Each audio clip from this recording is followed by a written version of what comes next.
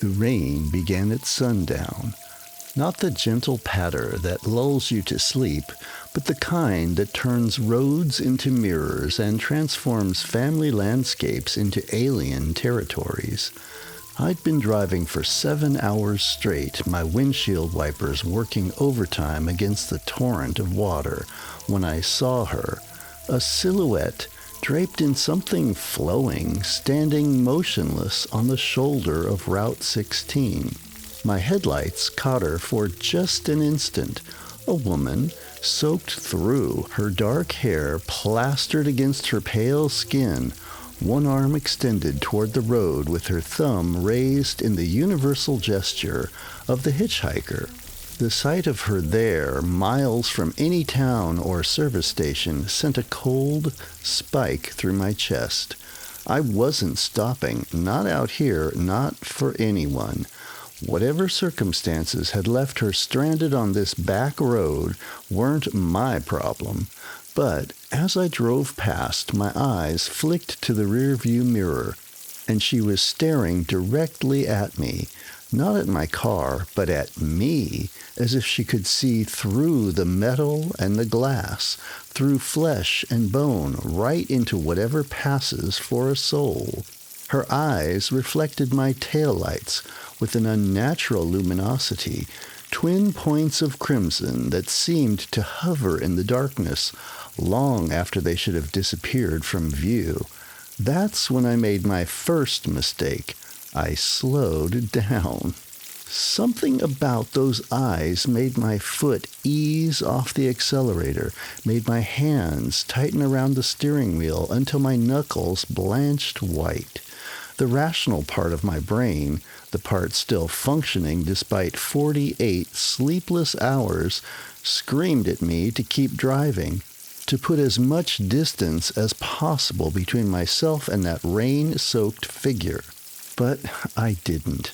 I watched her shrink in my rearview mirror, those red pinpricks of reflected light growing smaller, but never quite vanishing until the road curved and the trees swallowed her silhouette.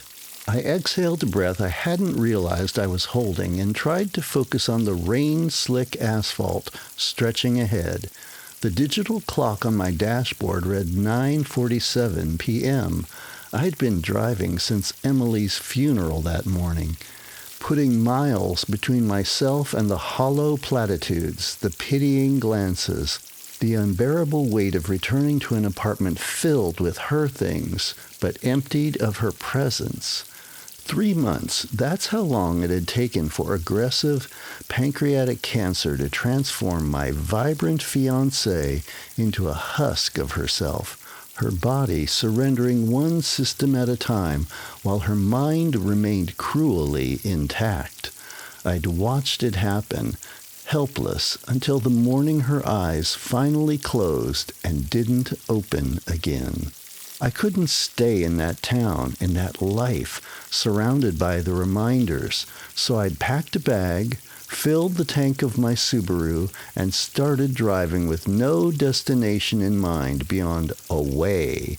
7 hours later, I found myself on Route 16, a narrow 2-lane highway cutting through dense woodland somewhere in the Appalachian foothills, the kind of road most GPS systems politely suggest avoiding. The rain intensified, sheets of water slamming against my windshield with such force that even at the highest setting, the wipers couldn't keep up. I slowed to 30, then 20 miles per hour, squinting through the deluge at what little I could see of the road ahead. That's when my headlights caught another figure, not on the shoulder this time, but in the middle of my lane. I slammed on the brakes, the car hydroplaning for several terrifying seconds before the tires finally gripped on the wet asphalt. I came to a stop less than 10 feet from the figure, a woman, the same woman, standing perfectly still as rain cascaded over her. She wasn't hitchhiking anymore. She was simply waiting, her arms hanging limply at her sides, her head tilted at an angle that seemed just slightly wrong somehow.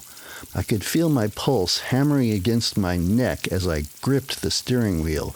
The rational move would have been to maneuver around her and continue driving. But in that moment, rationality felt distant, academic, because something was happening to her face.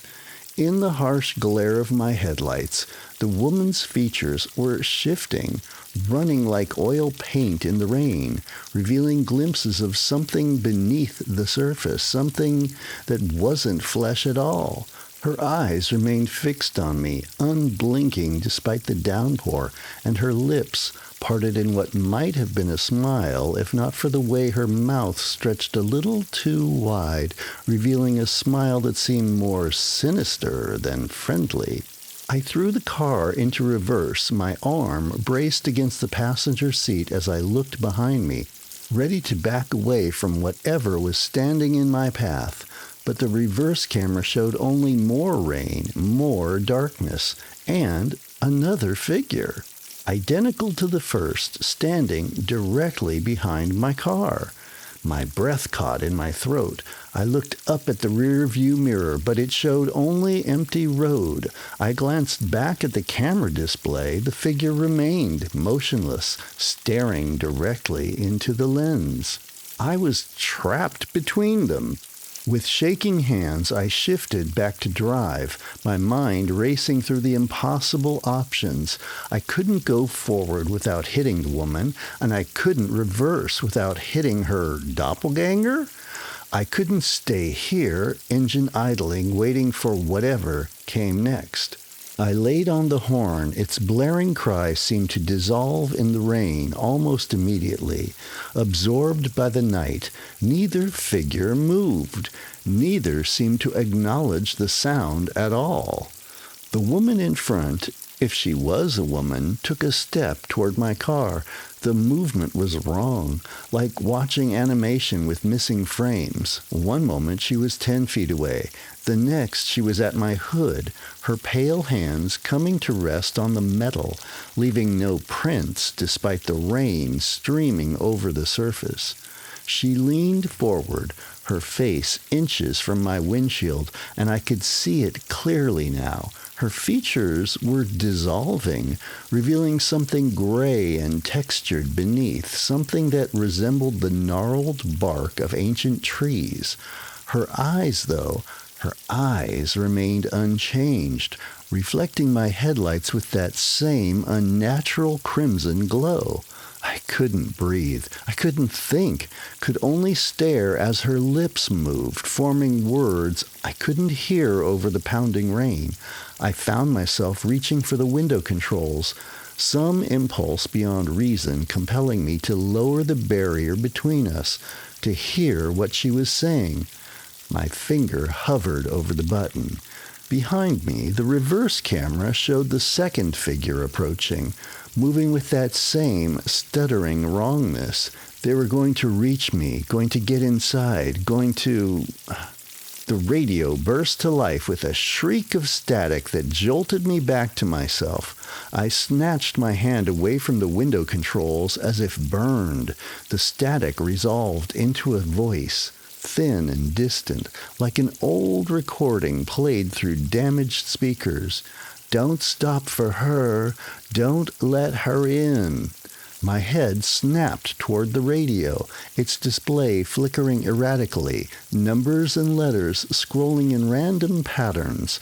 The voice came again, stronger this time. "Drive through. Now. Drive." Without thinking, I slammed my foot on the accelerator. The tires spun for an agonizing second before catching, and the car lurched forward. I closed my eyes at the last moment, bracing for impact, but there was nothing, no thud, no resistance. When I opened my eyes again, the road ahead was empty. I glanced in the rearview mirror. Empty. The reverse camera. Empty too. The women were gone, vanished as if they'd never been there at all. Only the rain remained, relentless and consuming.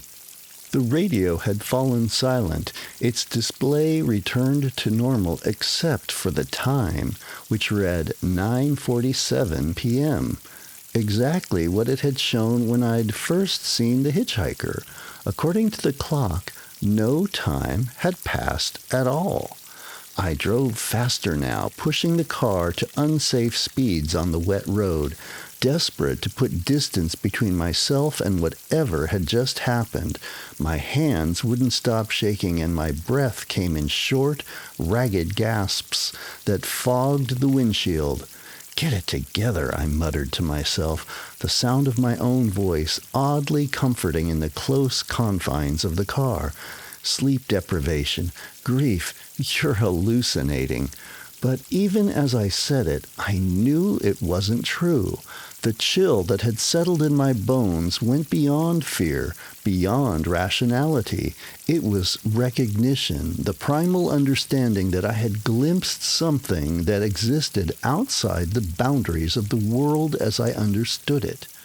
The road stretched ahead, visibility reduced to only 30 feet illuminated by my headlights. I couldn't shake the feeling that I was driving in circles, passing the same twisted trees, the same eroded embankments. The GPS was useless, showing my location as a blue dot in a sea of green, no roads marked anywhere nearby. Then, through the curtain of rain, I saw it. A small building set back from the road, windows glowing with a warm yellow light. A sign above the door, barely visible, read "Last Chance Gas and Market."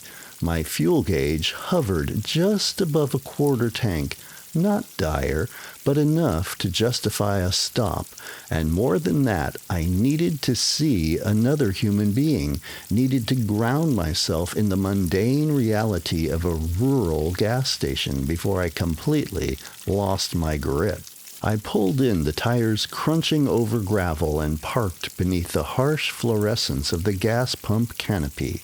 For a moment, I just sat there, letting the engine idle, staring at the small shop with its illuminated beer signs and faded advertisements for cigarettes and lottery tickets. Normal, ordinary, safe. When I finally stepped out of the car, the rain had decreased to a steady drizzle. The air smelled of wet asphalt and gasoline with an underlying note of something organic, rotting vegetation, perhaps from the woods surrounding the station. I filled the tank, then headed inside, the bell above the door announcing my arrival with a cheerful jingle that felt obscenely out of place. The interior was exactly what you'd expect. Linoleum floors, refrigerator cases lining the walls, shelves stocked with snacks and basic necessities.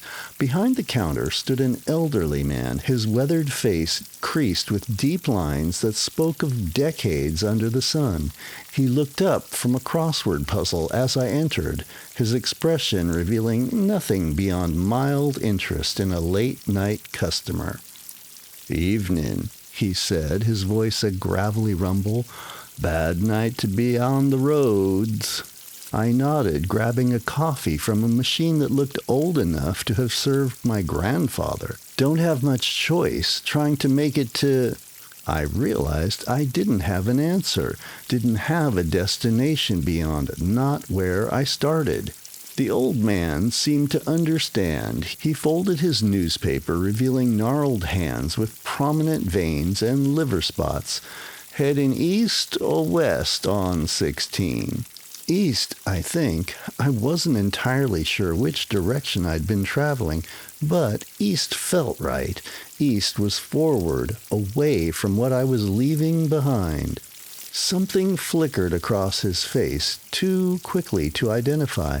"You picked a bad night for it. Flash flood warnings all up and down the valley. Roads getting treacherous about 10 miles ahead. They call it the Drowning Road for a reason." "Drowning Road?" I echoed, an involuntary shiver running through me. Builds up water like you wouldn't believe. Back in '97, a whole family got washed away, car and all. Never found the bodies." He paused, studying me. "You look like you've seen a ghost already, son." I hesitated, the coffee burning my hand through the thin paper cup. Something in his steady gaze made me want to tell him, to unburden myself of the impossible thing that I'd witnessed. I saw someone on the road, a woman, in the rain. She was standing in the middle of the lane, he finished for me. Dark hair, pale skin. Looks like she's been in the water too long. The coffee slipped from my grasp, splashing across the linoleum. Neither of us moved to clean it up. "You've seen her too?" I asked, my voice barely a whisper. "Not me," he shook his head, "but you're not the first person to come in here with that look. Not by a long shot." He reached beneath the counter and pulled out an old leather-bound book, its pages yellowed and swollen with age and humidity. "Started keeping track back in '83 when I took over this place from my dad. Every sighting, every description."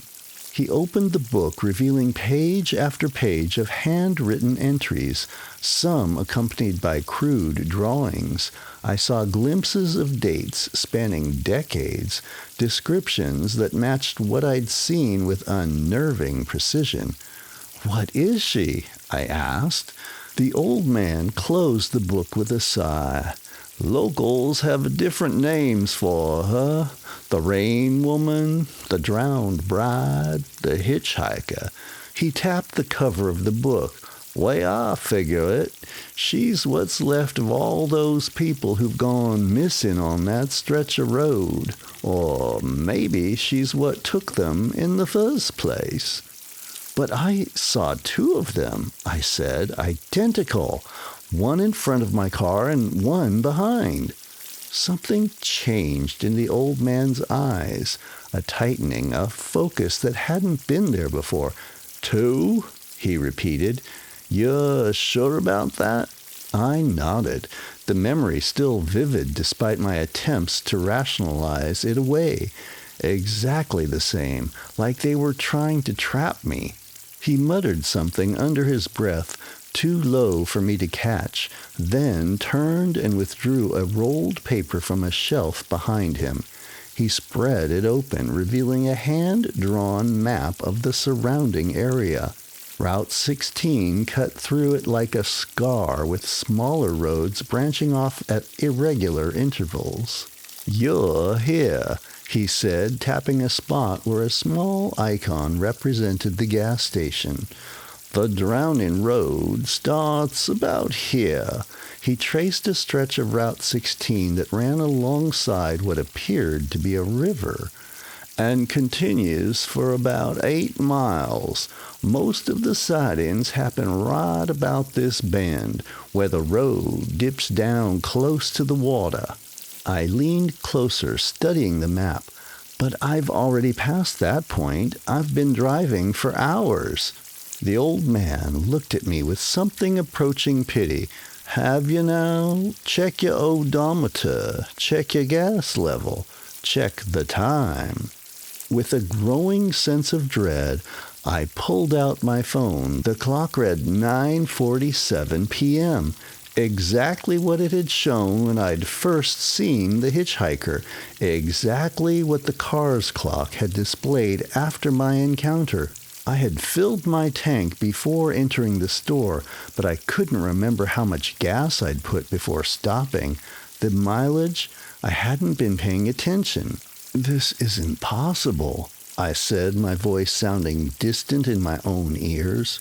"Son, possibility stopped being relevant the moment you slowed down for her." He rolled up the map with a finality that sent a chill through me. "She's got you now. You're in her loop. her little stretch of forever, and she won't let you leave until she gets what she wants. Which is? Replacement. He nodded toward my coffee, still spreading across the floor. You should clean that up before you go. I stared at him, uncomprehending. Before I go where? Back to the road. He turned away, returning to his crossword puzzle, as if our conversation had reached its natural conclusion. She won't stop until she gets someone to take her place. That's the pattern. But I will tell you this. You don't want to be on that road when the clock changes. Changes from what? From 9:47. He didn't look up from his puzzle. When that clock ticks over to 9:48, the water will rise, and you don't want to be there when it does. I stood frozen, coffee seeping into my shoes, trying to process what he was telling me. The implications were too vast, too terrible to accept. But I had seen her, them, with my own eyes, had experienced the impossible stutter in time. If those things could be real, then why not this? How do I break the loop? I asked, my voice steadier than I felt. The old man sighed, finally setting down his pen and meeting my gaze directly. Most don't. Most end up joining her eventually, adding to whatever she is, becoming another face she wears in the rain. He paused.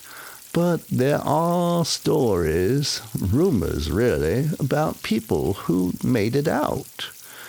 How? I pressed. What did they do? Different things. One fella back in 92 claimed he offered her something she wanted more than him.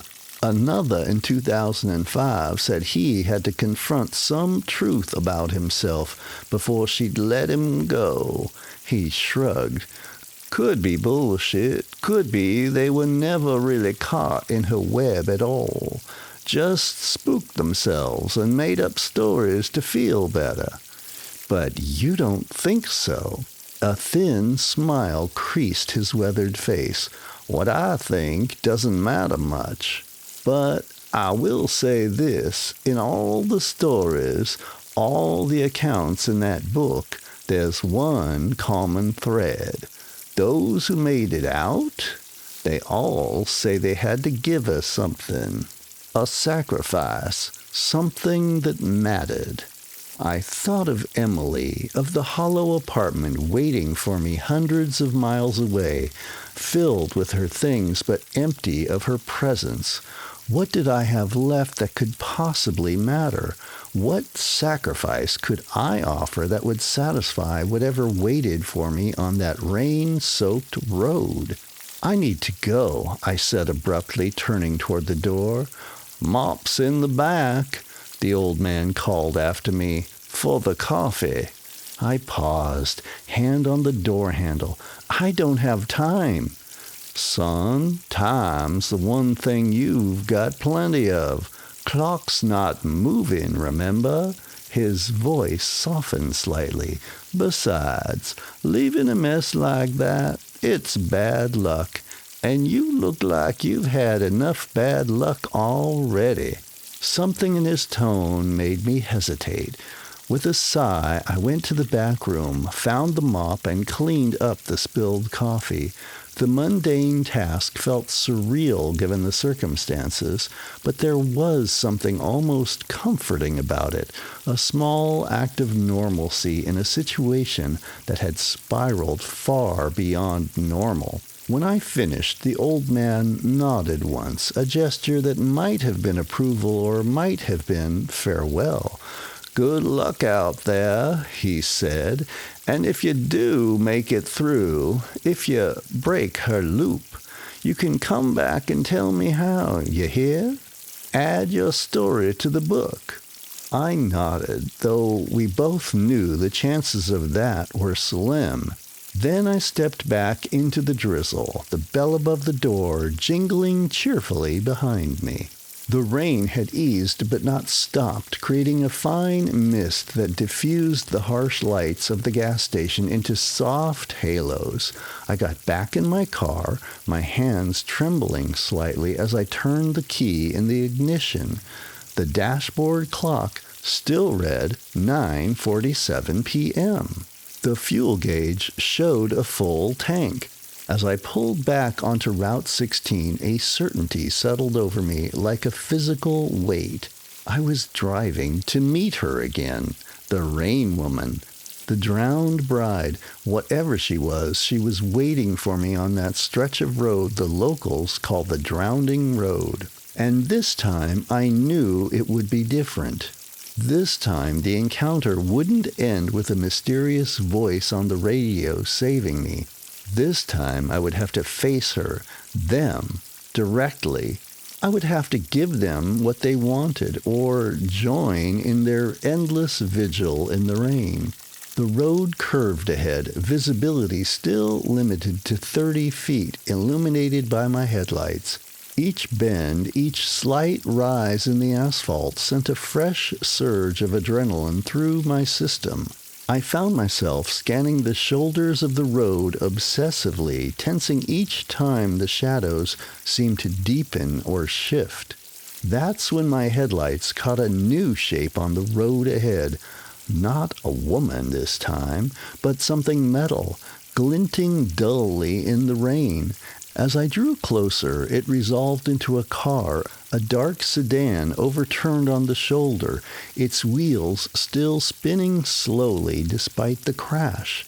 I braked, pulled alongside the wreck, and peered through the passenger window. The car was empty, its airbags deployed, a spider web of cracks radiating across the windshield from a central impact point. There was no blood, no sign of injury, just an abandoned vehicle in the middle of nowhere. I hesitated, then put my car in park and turned on the hazard lights. If there had been a crash, then there might be an injured driver nearby. I couldn't just drive by. Even with everything that had happened, even knowing what might be waiting in the darkness, I couldn't ignore someone who might need help. I stepped out into the rain, which immediately soaked through my jacket and plastered my hair to my skull. "Hello?" I called, my voice sounding thin and unsubstantial against the steady patter of raindrops. "Is anyone hurt? Do you need help?" No response. I moved closer to the overturned car, circling it cautiously. The headlights were still on, creating long beams that disappeared into the woods beside the road. The driver's door hung open, its internal light casting a weak yellow glow that barely penetrated the gloom.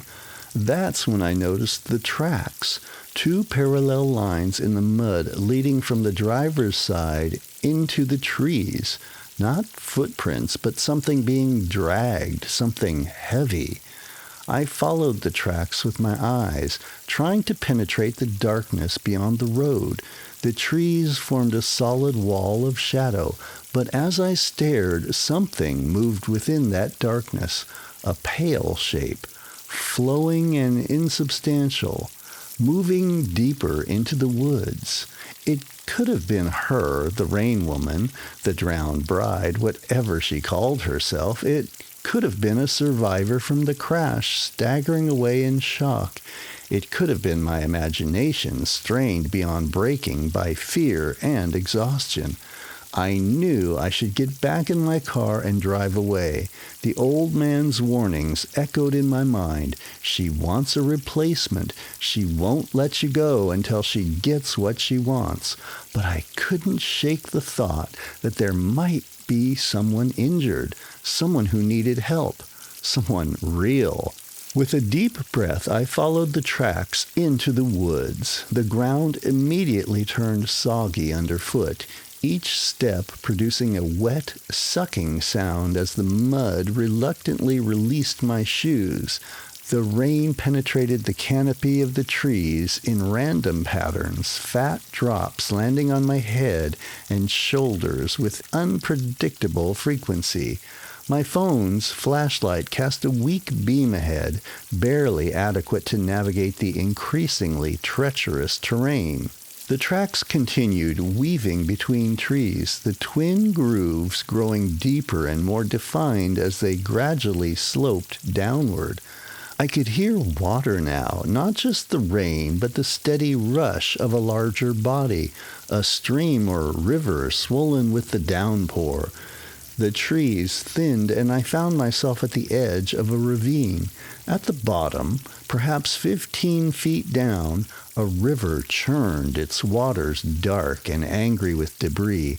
The tracks led right to the edge and then stopped abruptly, as if whatever had been dragged had then been pushed or thrown into the water below.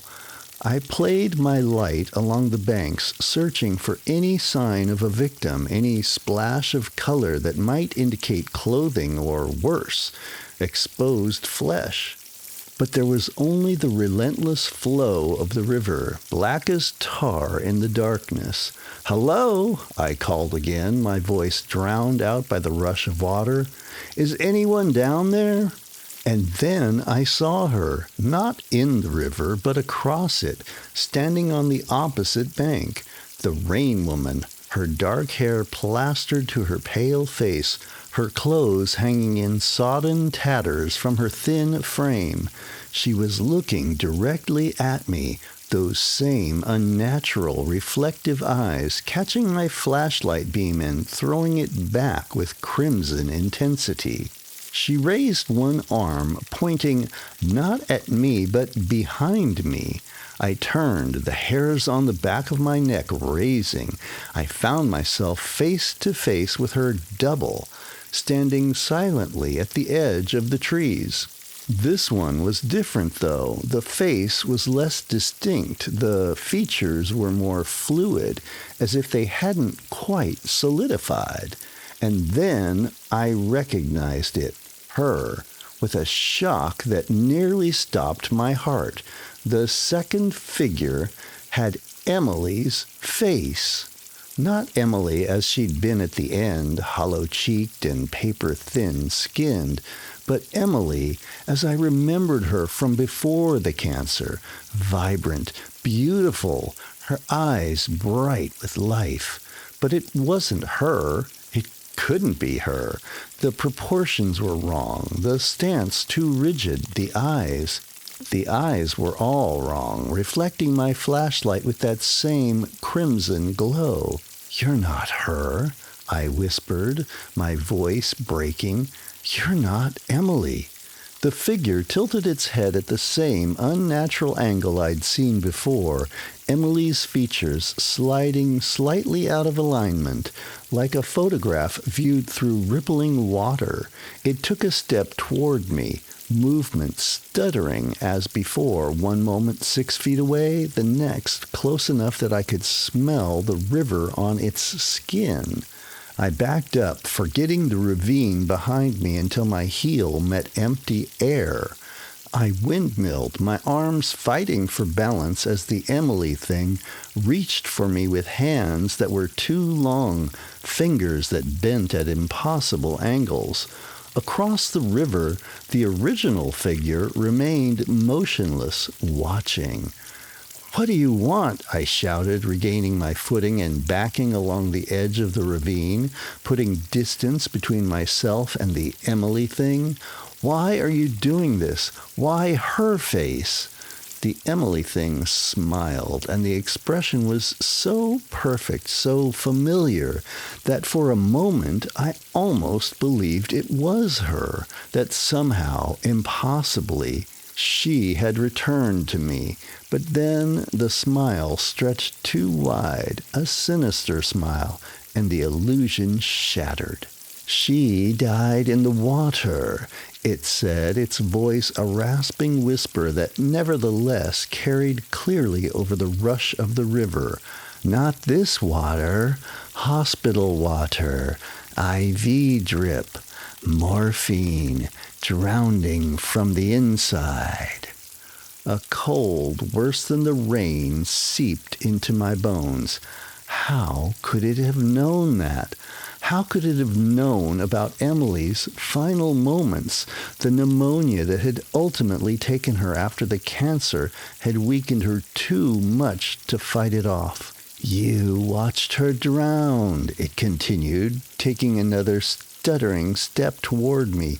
You held her hand while the water filled her lungs, while she sank. Stop it, I hissed, anger cutting through my fear. Don't you dare use her against me.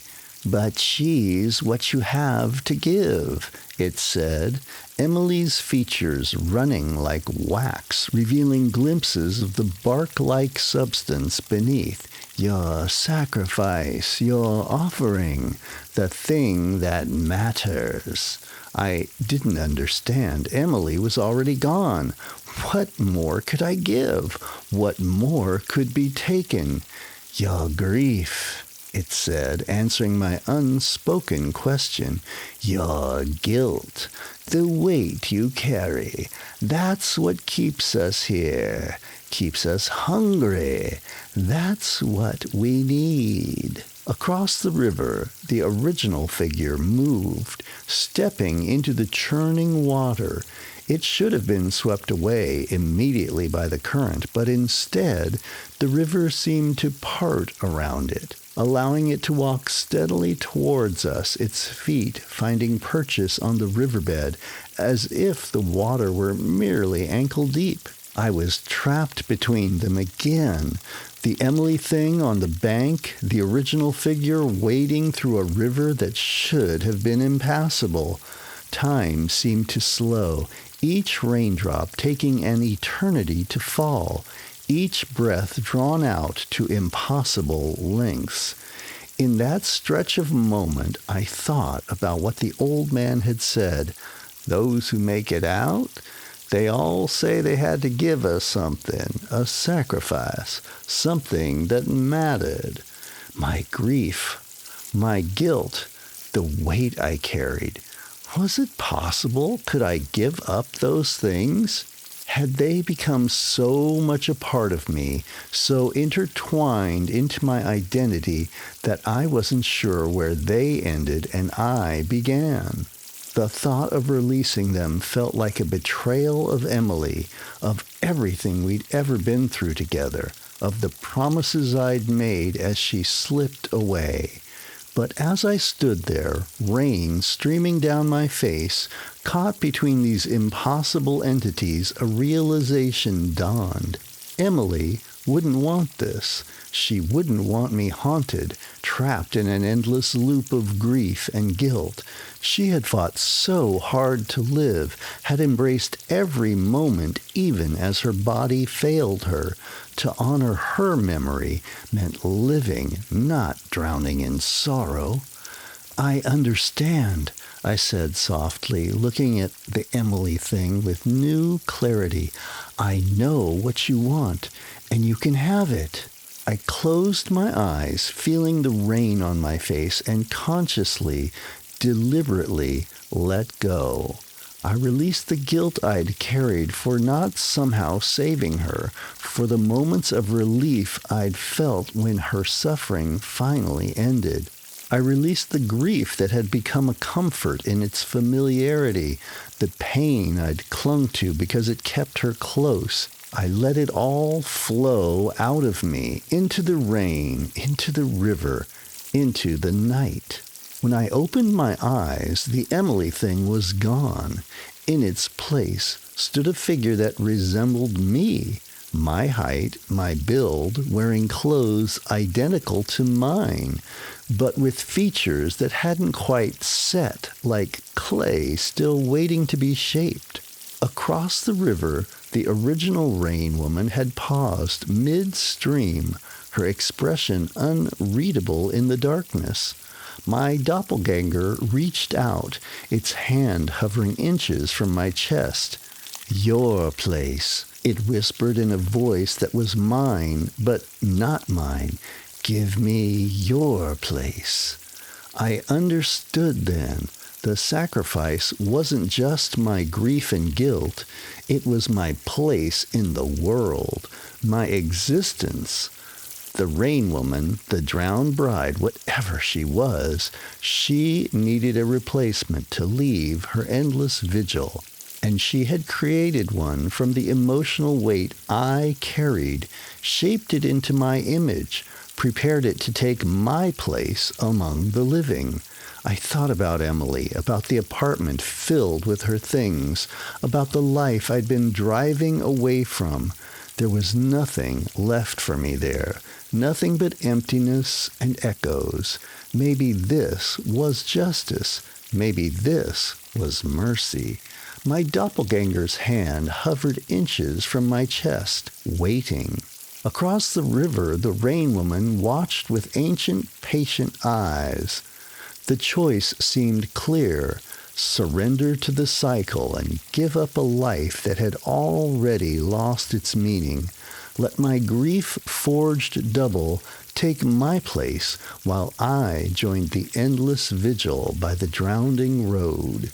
And then I heard Emily's voice, not from the twisted thing that had been wearing her face, but from within my own memory, clear and true, and hers in a way the entity could never replicate. Promise me you'll live, really live when I'm gone. Don't follow me into the dark. I need to know you'll keep going. Her words from those final days in the hospital when we both knew what was coming. Words I'd been running from since the moment she slipped away. I had made that promise holding her translucent hand as the monitors tracked her failing systems. I had promised, and then I had broken that promise the moment she was gone, retreating into grief instead of facing a world without her. No, I said, the word echoing strangely in the rain-soaked air. I won't give you my place. My doppelganger's expression shifted, the features that were somehow mine sliding away entirely, revealing something ancient and hungry beneath. You must, it hissed, its voice no longer mine or Emily's, but something older, something that had never been human.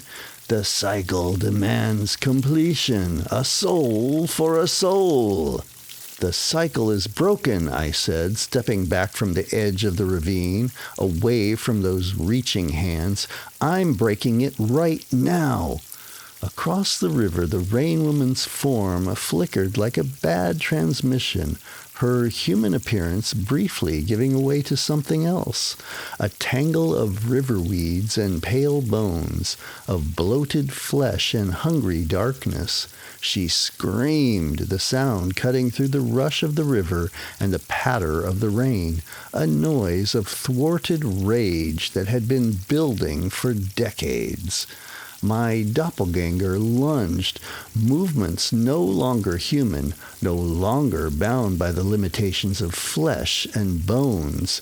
Its fingers, now elongated into curved talons, reached for my throat. I ducked and spun away, nearly losing my footing on the slick earth at the ravine's edge.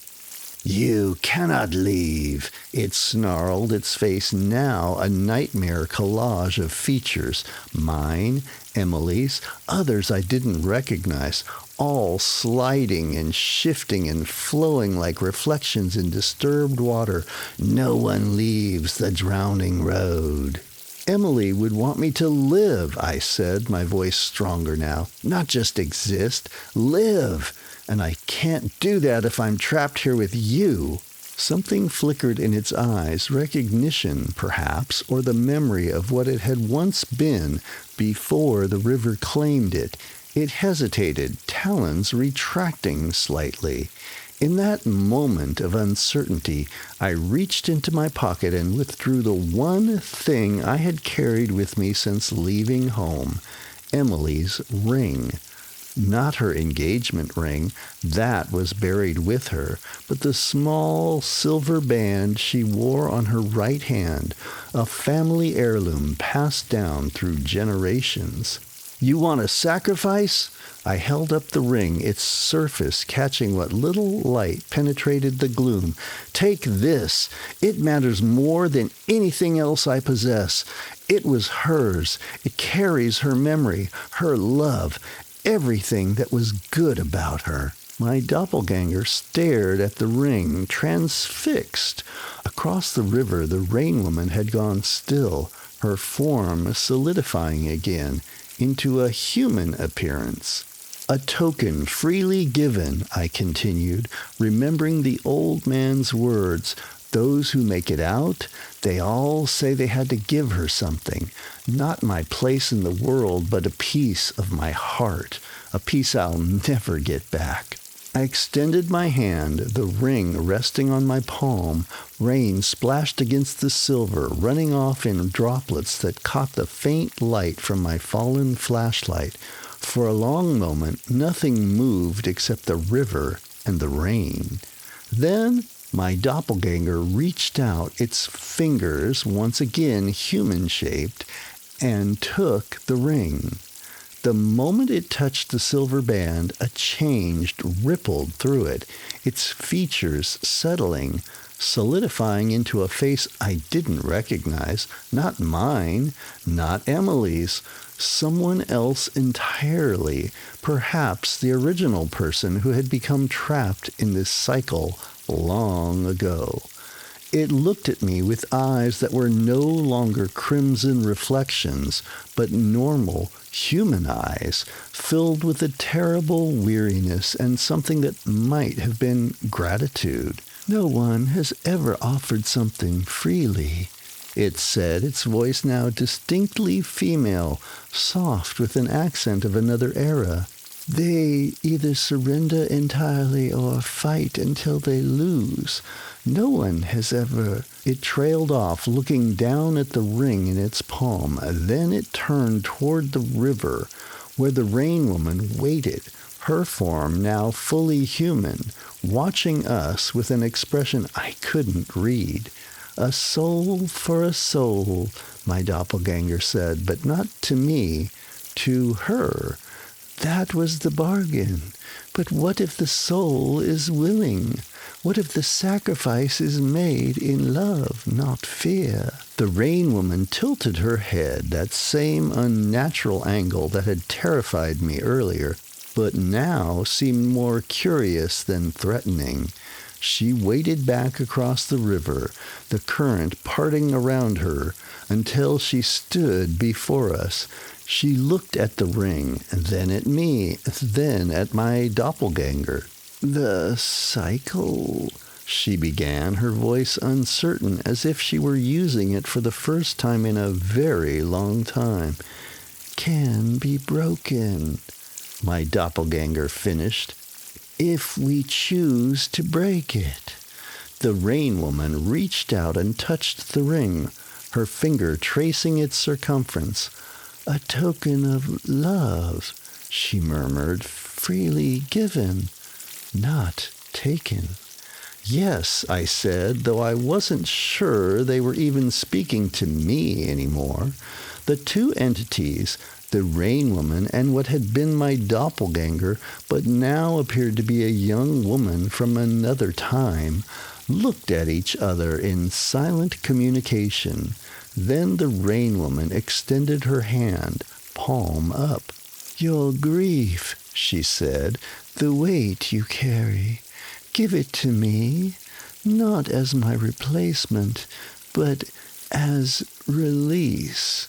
I hesitated, not understanding. "She means let go," the young woman clarified, her voice growing stronger and more distinct. "Not to feed her hunger, but to break her chains, and yours." I thought about Emily and the apartment filled with her things and our memories, about the life I'd been fleeing, but running away wasn't the same as letting go. I had been carrying my grief like a shield, using it to avoid facing a world without her. Slowly, I extended my hand and placed it in the rain woman's outstretched palm. Her touch was cold, but not the bone-deep chill from before, just the normal cold of someone who's been out in the rain too long. "I release you," I said, the words coming unbidden to my lips. "I release myself." Something passed between us, not physically, not visible, but I felt it leave me like a breath long held, a tension finally relaxed. The weight I had carried since Emily's death didn't vanish, but it shifted, becoming something I could bear rather than something that would drown me. The rain woman closed her eyes, her face transforming in the release, age melting away, revealing a young woman perhaps 20 years old, her features peaceful now, unburdened. She turned to her companion, and they embraced, two lost souls finding each other across time. "The road will be clear now," the young woman said, turning back to me. "The cycle is broken. We are released." "What will happen to you?" I asked, though I already suspected the answer. "We'll go to the place we should have gone long ago," the rain woman said, her voice fading slightly, her form becoming less substantial with each word. "The river will carry us home." Together they walked to the edge of the ravine, hand in hand, Emily's ring glinting between them in their clasped palms. They paused at the brink, looking back at me one last time. "Live," the young woman said simply. Then they stepped forward, not falling, but floating, their forms dissolving into mist that merged with the rain and disappeared into the rushing current below. I stood alone at the edge of the ravine, the rain still falling, but gentler now, more natural. My flashlight beam illuminated nothing but ordinary trees, ordinary mud, an ordinary river swollen with ordinary rain. The oppressive weight that had hung in the air was gone, replaced by the clean scent of earth renewed by water. I made my way back through the woods, following my own muddy footprints until I emerged onto Route 16 once more. The overturned car was still there, but now I could see it clearly for what it was, an abandoned wreck that had been there for months, maybe years, its metal scavenged and its interior rotted by exposure. My own car waited there as I had left it, hazard lights still blinking steadily in the darkness. I slid behind the wheel, my clothes soaked through, my body trembling with cold and spent adrenaline. I turned the key and the engine rumbled to life. The dashboard clock read 9:48 p.m. I stared at it, waiting for the minute to change, half expecting it to remain frozen in the liminal time of the drowning road. But as I watched, the display shifted. 9:49 p.m. Time was moving again. The cycle was broken. I put the car in drive and continued down Route 16, the same road I had been traveling, but somehow fundamentally changed. The rain eased as I drove, eventually stopping altogether, leaving only scattered puddles to reflect my headlights. An hour later, I passed a sign welcoming me to a small town I'd never heard of. The main street was deserted at this hour, but lights glowed in windows, and a single diner on the corner still showed an open sign. I pulled into its parking lot and sat for a moment, watching normal people engaged in normal activities for a normal evening. I thought about Emily, about the promise I had made and broken, and now had the chance to keep. I thought about the rain woman and her companion, released from their endless vigil by a sacrifice freely given. I thought about grief, too, how it changes but never truly disappears, how it can drown us if we let it, or become part of us if we learn to carry it properly. Then I got out of the car, walked into the diner, and ordered coffee from a waitress who had never been dead, never been drowned, never been anything but alive and real and wonderfully ordinary. "Passing through?" she asked, filling my cup. "No," I said, surprising myself with the certainty in my voice. "I think I might stay a while." Outside, the last clouds dispersed, revealing a sky full of stars. The road stretched away into the darkness, empty now of anything but possibility. Thanks for listening to my Dark Veil Tale. Make sure you like and subscribe to my channel. It really does help me grow this channel so I can make more content for your enjoyment. Also, check out the linked video for another creeper-style story from Dark Veil Tales.